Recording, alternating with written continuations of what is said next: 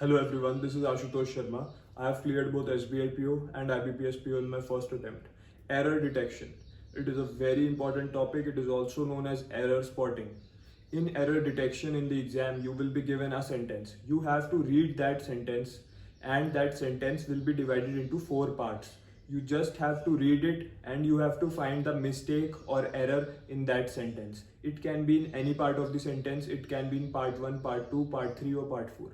It could be an incorrect usage of a word, or they might have missed a word, they might have skipped a word, or they might have made a grammatical error. You just have to find out that error in the sentence, and that part of the sentence becomes your answer.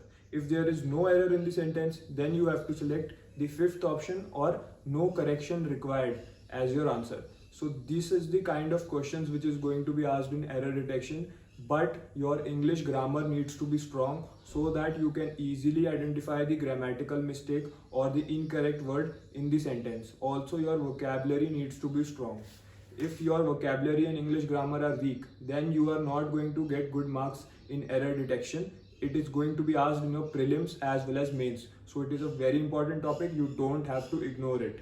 Now, I have already shared the links of the books which I used when I was preparing for bank exams. Many of you are already practicing questions of English on a daily basis from there. If someone is new to this channel and you want to improve your scores, then I am again sharing the link of the English grammar book and the English toppers book, which is going to help you in increasing your scores, because you are going to get exam level questions from that book.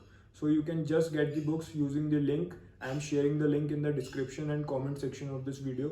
Get the books today and start practicing questions from today itself. Till then, keep preparing, keep practicing. All the best.